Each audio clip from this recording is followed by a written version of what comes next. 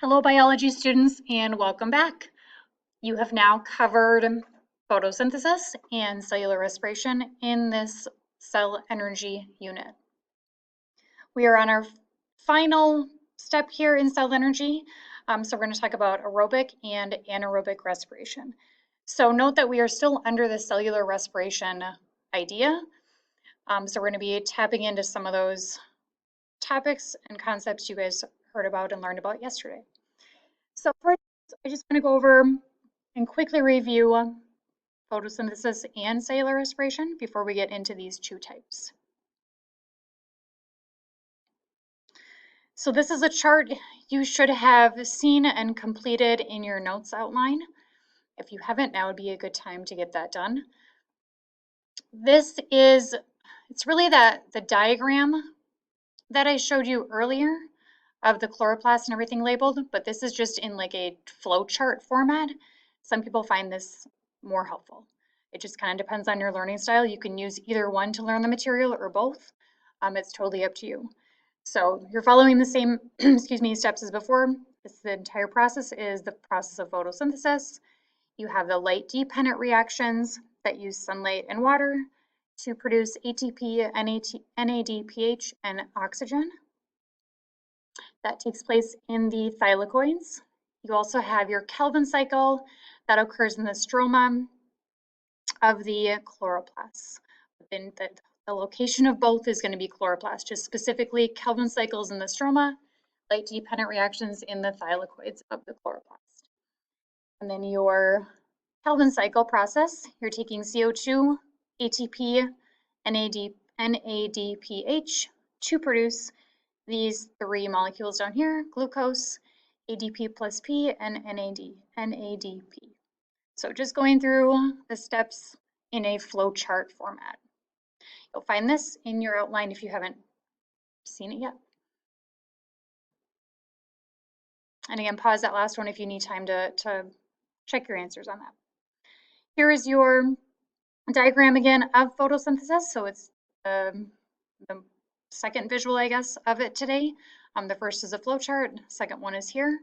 Light, water, CO2 going into the reaction, happening in the chloroplast, oxygen, and sugar as your end products. Make sure you understand the location and be able to label this diagram.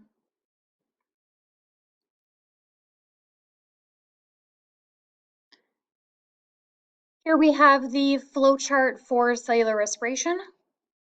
So we're starting with glucose. We always start with glucose, and the breakdown of that is called glycolysis.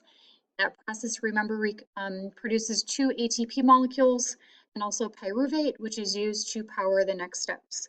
The Krebs cycle, so we really only talked about this side of it right here for now. Today we're going to go into the fermentation piece. So the pyruvate site powers the Krebs cycle when oxygen is present, which is most of the time when you're breathing. Most of the time you have oxygen present in all of your cells. Releases CO2 in which you breathe out.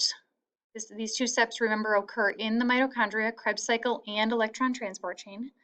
Oxygen enters the electron transport chain and water is released along with a large amount of ATP molecules, 34 to 36. The fermentation side we're going to focus on today. This is the process of cellular respiration without oxygen present, and that leads to fermentation, either lactic acid or alcohol or ethanol fermentation. So with oxygen present is the left side. Without oxygen present is the left side. With oxygen present is the right side. Note the locations and the main steps of this process. Same cycle as before. You have your three main steps: your glycolysis, your Krebs cycle, your electron transport chain. Note the electrons or electron molecules, electron carrier molecules going over to the electron transport chain. Note the locations, cytoplasm versus mitochondria, and note the ATP energy being released from each step.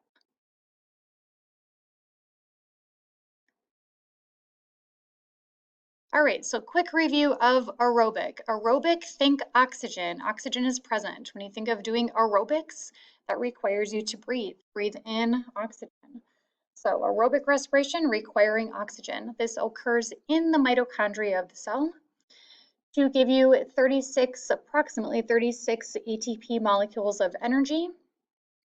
And there is your general formula. So most of the time your cells have sufficient the amount of oxygen they need. So this is the process that is taking place. That is the same as we covered yesterday, the same as this process right here. So same one we just did.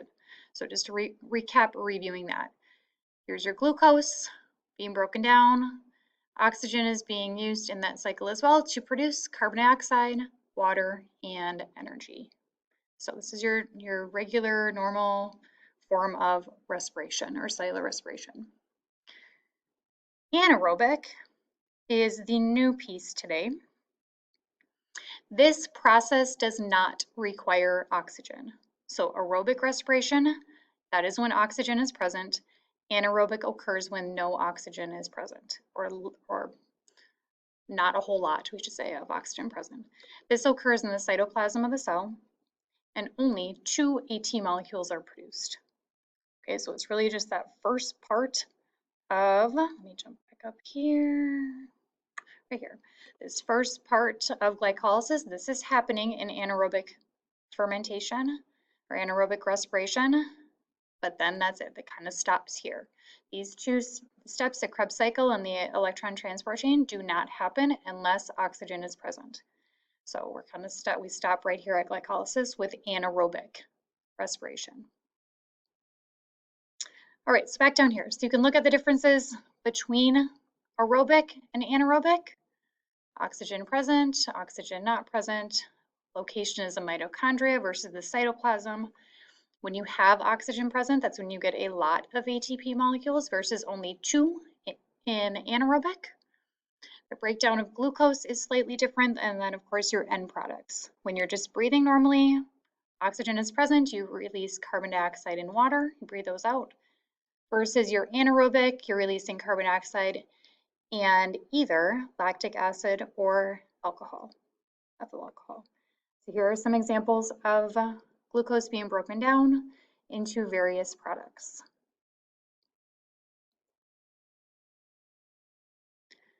Fermentation. So this is, again, in the absence of oxygen. You've probably heard of fermentation before. Some of your families may have even fermented various food or drink items. So this is, like I said, a process that does not require oxygen. And there's 2 main types. There's lactic acid fermentation and there's alcohol fermentation.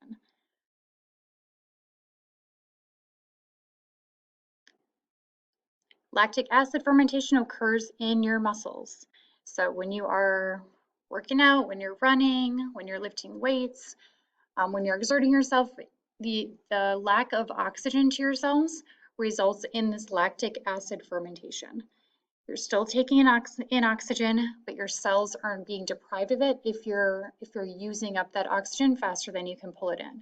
So lactic acid is what causes that burning sensation, that cramping in your muscles. If you've ever felt that, this is what's happening here. Glucose is still being broken down, but you'll note there's not a plus O2 on the reactant side. There's no oxygen being used right here.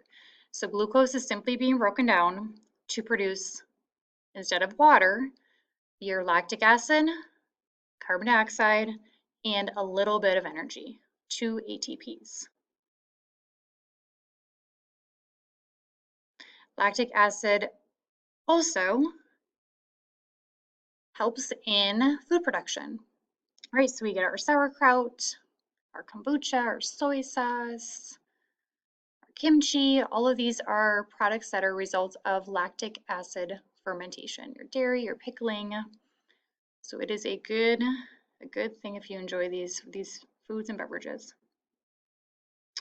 We make sauerkraut. Our family makes sauerkraut every other summer. We take big heads of cabbage that are grown in my dad's garden. Large, see how big they are? We take those heads of cabbage, we shred them up into little pieces. Here's Grandma back here. She's 98 right now. But we shred those heads of cabbage. We put them in these big crocks. We add some salt. Here's the salt back here. We smash it down a little bit with this trusty wooden bat. We seal them off with a bag of water, and then we let them sit in a warm garage. Usually we do this in like July or August. We let it ferment in that warm temperature without oxygen present, right? Because oxygen can't get in with that water seal on the top. And then like 6 weeks later, you get lovely sauerkraut. It's delicious. I also ferment and make my own kombucha. So here's some tea with a SCOBY, it's called, inside it to make kombucha. So you can do a couple different things with this. Lastly, if I can get there, doesn't want to let me, oh, let me jump here. There we are. The last slide here is alcohol fermentation. So this we've kind of touched on already. Again, occurs without oxygen present. You'll note that here it's only glucose being broken down. This occurs in bacteria and yeast. This produces ethyl alcohol, which is often burned off if you're baking something, carbon dioxide, and again, only 2 ATPs because there's no oxygen present. That carbon dioxide is what makes those little holes in bread and makes it nice and fluffy and airy. So a few different types of fermentation.